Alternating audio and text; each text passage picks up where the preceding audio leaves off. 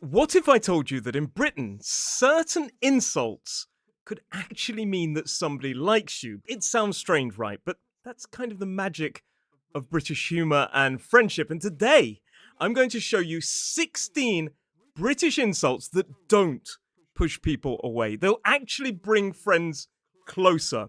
And if you're learning English or trying to adapt to British culture, then this lesson will help you feel more at home than ever before. And if you want to learn even more about this lesson, there is a free PDF where you can learn a lot more that you can download for free in the description below.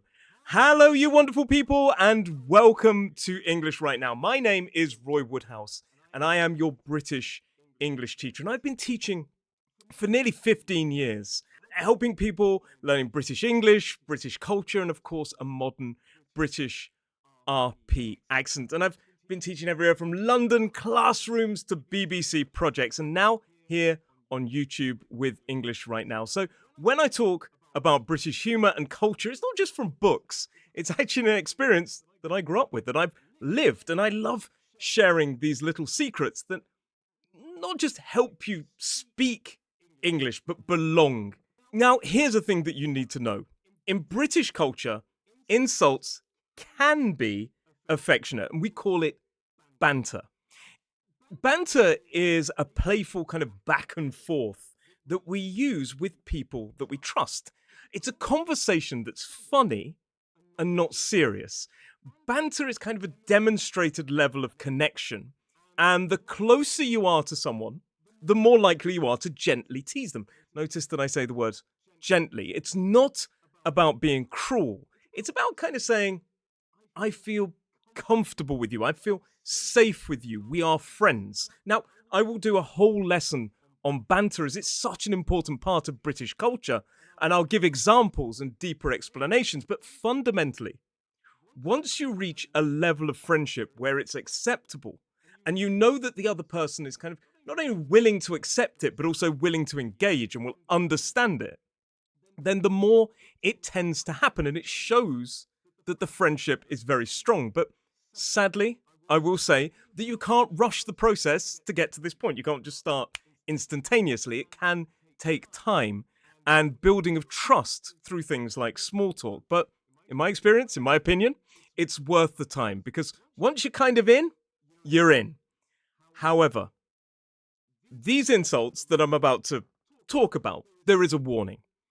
The insults that I'm going to teach you, they only work if your tone and your body language show warmth, a smile, a sort of like laugh, like, oh gosh, and this kind of soft energy. Think like you're talking sometimes a bit softly, or maybe even to a child. I do actually use an insult with my child quite regularly. And if you don't come at it with that kind of warm tone, the smile, the laugh, like, oh gosh, it could sound rude or even aggressive. Now, in British culture, we tend to use insults, like very bad words for people, when we are annoyed or frustrated. That doesn't sound anything surprising, but it's usually when we decide to vent, to really kind of express ourselves, show our frustration behind somebody's back without them knowing. So they'll go away and you go, what a, you know? And we'll often sort of include someone else who's maybe a bit impartial, or we just kind of want to mutually connect our angry insult about a bad experience. Maybe somebody, goes into a shop and they leave, and then the two people that work there start venting like, that person was. And the flip side of that is possibly we'll be overly polite to their face. Sometimes being too polite is not a good sign, but that is something for another lesson. The other times that we tend to use it, well, the obvious one is when we're livid and furious, and it just kind of explodes out of it to the point where we can no longer control it, and it's like an outburst of anger, like, you! Ah! So that comes with that angry tone. So the first one is like, it's kind of a very dry, dark, aggressive tone, passive-aggressive tone, and the livid and furious is this explosive tone. But it's all about tone and body language. And the third way we use insults is when we really, really like you. But again, it's all about tone, like, oh, you silly fool.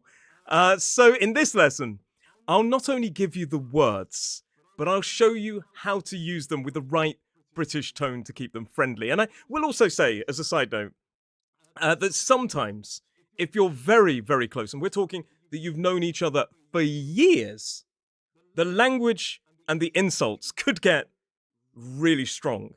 But coming up in this lesson are ones that you can be used in banter when you get to that stage of connection, and if delivered with the right tone, as I'm going to show you, will be seen as endearment no matter what. So if you get the tone right and you have that connection, these insults will work perfectly. All right, let's get into it. Here are 16 British insults that are actually affectionate. Number 1, Muppet. Okay, so we all know the Muppets, Kermit the Frog, Miss Piggy, these kind of things, Gonzo. But Muppet in British English, it's somebody who's being a bit silly or a bit foolish, a little bit of an idiot, basically. And so maybe, you're in a restaurant together or a coffee shop and they're having a drink and they spill tea on themselves. For maybe the second time, I could say, you muppet, you spilt tea on yourself again. Notice that, kind of, you muppet. It's got a smile. It's got a kind of rising intonation. It's not, oh, you muppet. It's not aggressive.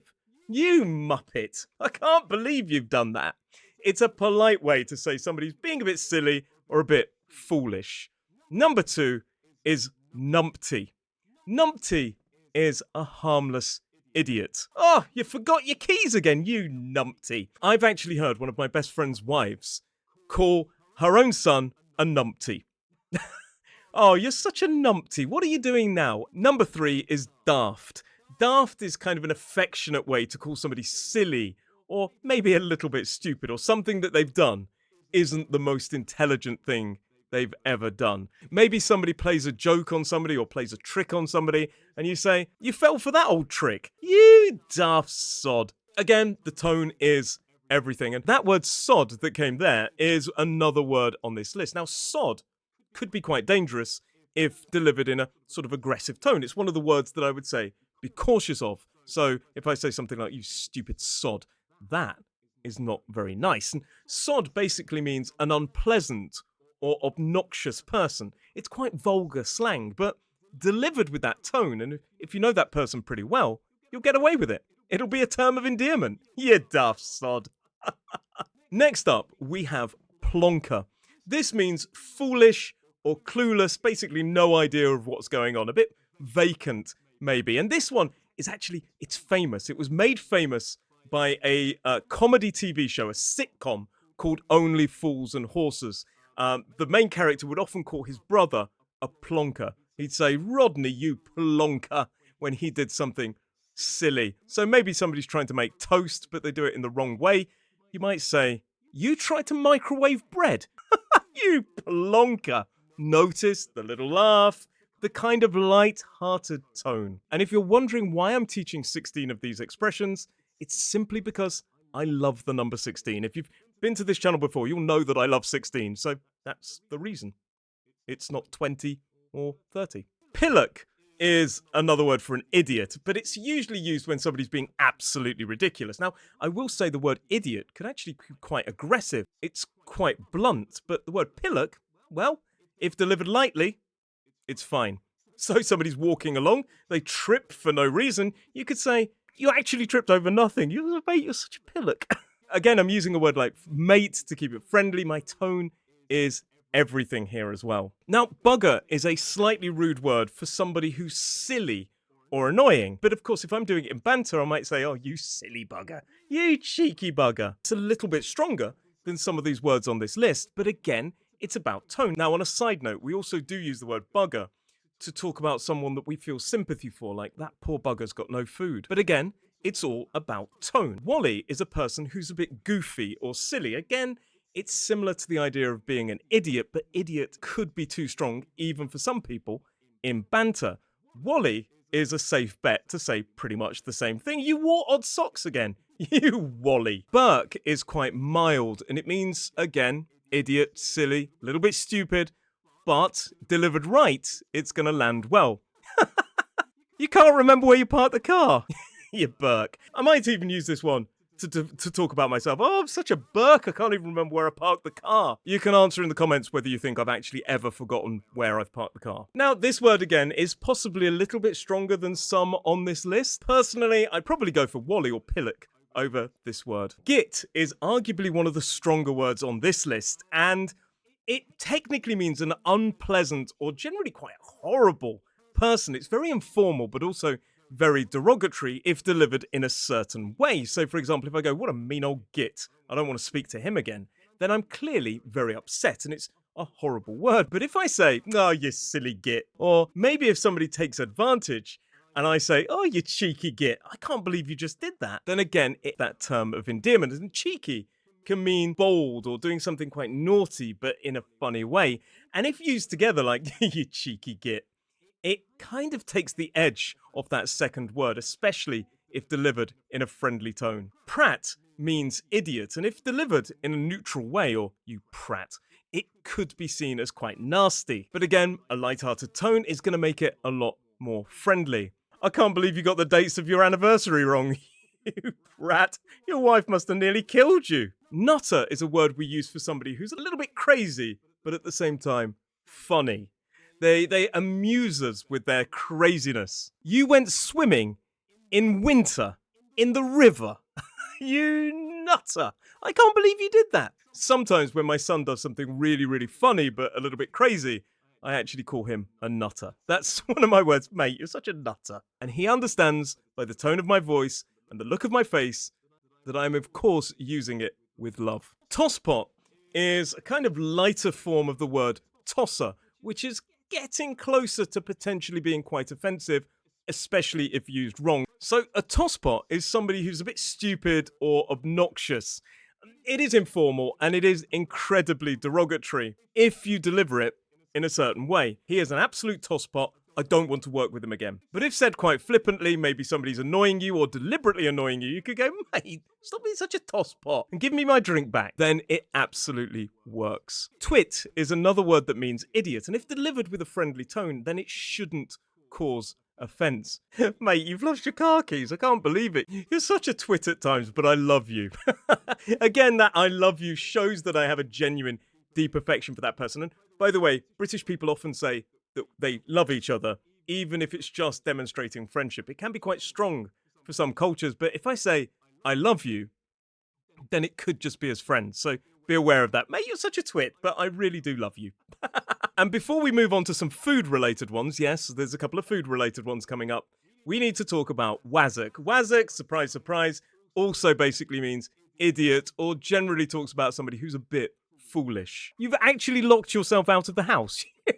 Wazzock, mate. And a lot of these words, as I say, can be used to describe ourselves. We don't just need to insult other people.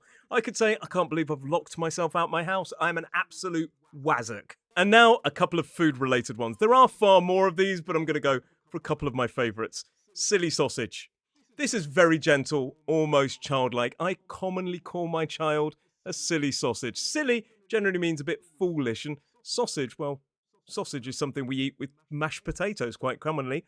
But if I say to my son, you've put on your t-shirt backwards, you silly sausage. This is almost too funny to be even vaguely offensive. But yes, I do call my son a silly sausage. And he's actually said it to me as well when I forgot to pick up his bunny.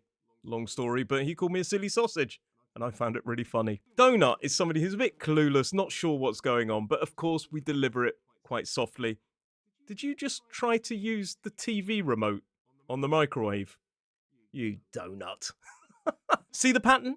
On the surface, these words, they sound like insults, but underneath, they're like little love notes in disguise. And this is exactly what we explore in far more depth on my course, Decoding British Culture. It's all about helping you understand the unspoken rules, the humour, the politeness, friendships, workplace culture, so that you can feel at home in the UK. If you'd like to go deeper, the link is right below in the description. If you found this lesson useful, please do me a favour, hit the like button, share it with a friend who's also learning English, and leave a comment with your favourite caring insult. That way, more learners around the world can find this video too. And please do remember, there is a free PDF for you to download with far more information. So, you wonderful people, thank you very much for being here with me today. And remember, in Britain, sometimes the kindest thing your friend can call you is a muppet or a donut. I'll see you in the next class.